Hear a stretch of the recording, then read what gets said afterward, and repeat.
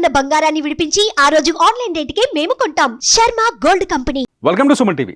Cinema ఇండస్ట్రీకి ఇప్పుడు దారేది? ఎందుకు ఈ ప్రశ్న అడగాల్సి వస్తుందంటే, పుష్ప 2 వేసిన పెంట వల్ల, పుష్ప 2 సినిమా వల్ల, పుష్ప 2 వల్ల జరిగిన నష్టం వల్ల, పుష్ప 2 కొట్టిన దెబ్బ వల్ల మొత్తం ఇండస్ట్రీకే దెబ్బ పడింది. No benefit. ముఖ్యమంత్రి రేవంత్ రెడ్డి చాలా స్పష్టంగా అసెంబ్లీలో చెప్పారు, బెనిఫిట్ షోకి ఇంకా అనుమతిని ఇవ్వం, అట్లాగే టికెట్ల ధరలు పెంచడానికి కూడా మేము ఒప్పుకోము అని. సరిగ్గా ఇదే సంఘటన ఇంతకు ముందు ఆంధ్రప్రదేశ్లో జరిగింది.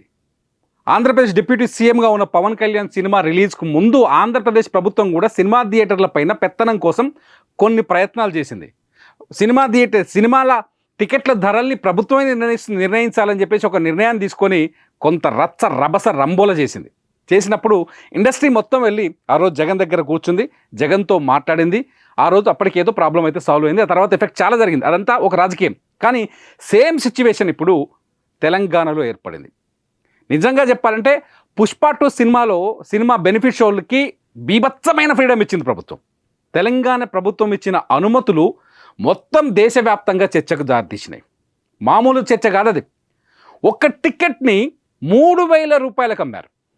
ఒక్క టికెట్ని 3,000 రూపాయలకి, 3,000 రూపీస్. ఆ 3,000 రూపాయల టికెట్లు కొనుక్కొనే రేవతి భర్త భాస్కర్, రేవతి కూతురు, రేవతి కొడుకు శ్రీతేజ్ సంధ్యా థియేటర్కి వచ్చారు. రేవతి భర్త ఆదాయం ఎంతో తెలుసా? నెలకి 30,000 రూపాయలు. అంటే వాళ్ళు నలుగురు సినిమాకి రావాలంటే టికెట్ల ధర ఎంతో తెలుసా? 12,000 రూపాయలు. అంటే రేవతి భర్త సంపాదనలో 50%, నెల సంపాదనలో 50% ఖర్చు పెట్టి శ్రీతేజ్ ఎవరైతే ఉన్నారో ఆమె కొడుకు కోసం సినిమాకి వచ్చారు. నిజంగా ఇది అభిమానుల్ని దోచుకోవడమా కాదా? ఇప్పుడు అతిపెద్ద ప్రశ్నగా మారింది. నిజంగా అల్లు అర్జున్ ఒక మంచి సినిమా తీశాడు, నో ప్రాబ్లం.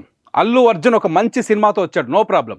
ఆ సినిమా ఎక్కువ రోజులు ఆడి ఎక్కువ మంది చూసినప్పుడు దాని ద్వారా వచ్చే బెనిఫిట్ కావాలి. కానీ ముందు రోజే, సినిమా రిలీజ్ డేట్కు ముందు రోజు బెనిఫిట్ షోలు వేసి ఆ బెనిఫిట్ షోల ద్వారా డబ్బులు దొబ్బుతున్నారు, డబ్బులు దోచుకుంటున్నారు అంటే కాదని చెప్పేవాళ్ళు ఎవరైనా ఉన్నారా? ఇదంతా పక్కన పెడదాం. ఆ ఎఫెక్ట్ ఏమైంది ఇవాళ? అల్లు అర్జున్ చేసిన ఓవర్ యాక్షన్ కావచ్చు, లేకపోతే థియేటర్ ముందుకు వచ్చి ఆయన ర్యాలీలు చేయొచ్చు, లేకపోతే తొక్కిసలాట కావచ్చు. అన్నింటి తర్వాత తెలంగాణ ప్రభుత్వం కూడా బెనిఫిట్ షోలకి అనుమతులు రద్దు చేస్తామని చెప్పింది. నిజంగా నేను తెలంగాణ ప్రభుత్వాన్ని నిందిస్తున్నా. ఇక్కడ నేనైతే తెలంగాణ ప్రభుత్వాన్ని నిందిస్తున్నా. ఎందుకంటే అయ్యా, మీరు ఎందుకు ఇవ్వాలి బెనిఫిట్ షోలకి అనుమతులు? టికెట్ ధర పెంచుకోమని చెప్పడానికి మీరెవరు? టికెట్ ధర పెంచుకోమని మీరు ఎందుకు అనుమతులు ఇవ్వాలి? అభిమానం అనే ఆయుధంతో, అభిమానం అనే వస్తువుతోటి, ఫ్యానిజం అనే ఒక వస్తువుతోటి సొంత ఫ్యాన్స్ని దోచుకుంటున్నారు హీరోలు. ఇది అబద్ధం కాదు. సినిమా హీరోలు దోచుకుంటున్నారు. ఇది అబద్ధం ఏమీ కాదు. ఇది మొదటి నుంచి జరుగుతున్న చర్చనే. టికెట్ ధర కూడా అదుపు ఉండాలి కదా. ఒక సినిమా టికెట్ ధర 590 రూపాయలు రిలీజ్ డేట్ రోజు. పుష్ప సినిమా టికెట్ ధర 590 రూపాయలు అంటే ఏందది? వస్తువా? మినిమం 150 రూపాయలు ఉండాలి తెలంగాణలో టికెట్. మ్యాక్సిమం 250 రూపాయలు ఉండాలి. 590 రూపాయలు. జిఎస్టీ, విఎస్టీలు, ఈ బెనిఫిట్ షోలు, బుక్ మై షోకి ఇచ్చే పైసలు అన్ని కలిపితే ఎంత తెలుసా? టికెట్ 630 రూపాయలు. 630 రూపాయలు పెట్టుకున్నాం అప్పుడు టికెట్లు. 3,000 రూపాయల బెనిఫిట్ షోకి. ఇవాళ ప్రభుత్వం తొక్కిసలాట జరిగింది కాబట్టి సినిమాటోగ్రఫీ కోమటిరెడ్డి వెంకటరెడ్డి కావచ్చు, ముఖ్యమంత్రి రేవంత్ రెడ్డి కావచ్చు, బెనిఫిట్ షోలకు అనుమతులు ఇవ్వమని చెప్పింది. ముందెందుకు ఆలోచించలేదు? ఇదంతా ముందెందుకు ఆలోచించలేదు? ఇవాళ తీసుకున్న నిర్ణయాన్ని మీరు మొదటి నుంచి తీసుకుని ఉంటే ఎంత గొప్పగా ఉండేది. ఓ తొక్కిసలాట జరిగేది కాదు, పాపం ఆమె చచ్చిపోయేది కాదు. బెనిఫిట్ షోలు ఆపితే నష్టం వచ్చేదే ఉంది. ఉదయం నెక్స్ట్ డే డిసెంబర్ 5వ తేదీన ఉదయం మార్నింగ్ 11 గంటలకు సినిమా రిలీజ్ చేస్తే ఫస్ట్ షో చూస్తే ఎంత బాగుండేది. మార్నింగ్ షో చూస్తే ఇంత రష్ ఉండేది కాదు కదా. పోలీసులకు కూడా ఇంత తలనొప్పి ఉండేది కాదు కదా. రాత్రి దొంగలను దోలినట్టు రాత్రిపూట సినిమా బెనిఫిట్ షోలకి టికెట్లు అమ్ముకునే అవకాశం ఇచ్చి, హైదరాబాద్లో ఉన్న అన్ని థియేటర్లో సినిమా ఆడుకునే అవకాశం ఇచ్చి, ఇవాళ నష్టం జరిగిన తర్వాత ప్రభుత్వం పునరాలోచిస్తుందంటే మొట్టమొదట ఈ తప్పు చేసింది ప్రభుత్వం కాదా? ఇవాళ నో బెనిఫిట్. ఇంకో విషయం ఏంటంటే, అల్లు అర్జున్ బిహేవియర్ కావచ్చు, యాటిట్యూడ్ కావచ్చు, పుష్ప 2 రిలీజ్ తర్వాత తొక్కిసలాట పైన ఆయన స్పందించిన తీరు కావచ్చు, మొత్తం సినిమా ఇండస్ట్రీని వాళ్ళు దెబ్బకొట్టింది.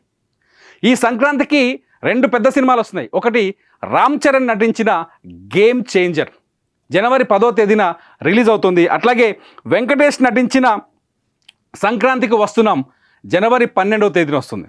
దీంతోపాటు ఇంకో 2 సినిమాలు వస్తున్నాయి. ఒకటి మజాకా, ఇంకొకటి భైరవం. సరే మజాకా భైరవానికి బెనిఫిట్ షోలు వేస్తారో ఏదో తెలియదు కానీ ఖచ్చితంగా సంక్రాంతికి వస్తున్నాం సినిమాకి బెనిఫిట్ షో వేస్తారు. రామ్ చరణ్ గేమ్ చేంజర్ కూడా ఖచ్చితంగా బెనిఫిట్ షోలు వేస్తారు. ఈ బెనిఫిట్ షోలకి ఈసారి ఛాన్స్ లేదే. సినిమా ఇండస్ట్రీకి చాలా చర్చ జరుగుతుంది సోషల్ మీడియాలో కావచ్చు, ఇంటలెక్చువల్ లెవెల్లో కావచ్చు. హీరోలకి రెవెన్యూలు తెచ్చిపెడుతుందంతా బెనిఫిట్ షోలే. బెనిఫిట్ షోలకు అధిక ధరలకు టికెట్లు అమ్ముకునే అవకాశాలు ఇవ్వడం వల్ల ప్రభుత్వాలు వాళ్ళు 2-3 రోజుల్లోనే డబ్బులు రికవర్ చేసుకుంటున్నారు. అది సినిమా హిట్ అయినా ఫట్ అయినా నష్టపోతుంది మాత్రం ఫ్యాన్, అభిమాని. ఇది అభిమానులు ఆలోచించాల్సిన విషయం. ఒక పెద్ద హీరో సినిమా రిలీజ్ అయితే మీ గుడ్డి అభిమానంతో మీరు థియేటర్కి వెళ్ళి వేలకు వేలు పెట్టి టికెట్లు కొనుక్కున్న తర్వాత ఆ సినిమా హిట్ అయినా ఫెయిల్ అయినా నష్టపోతుంది మీరేరా బాబు. మొన్న తొక్కిసలాటలో ప్రాణాల మీదకి వచ్చి రేవతి చనిపోవడానికి కారణమో అభిమానమే.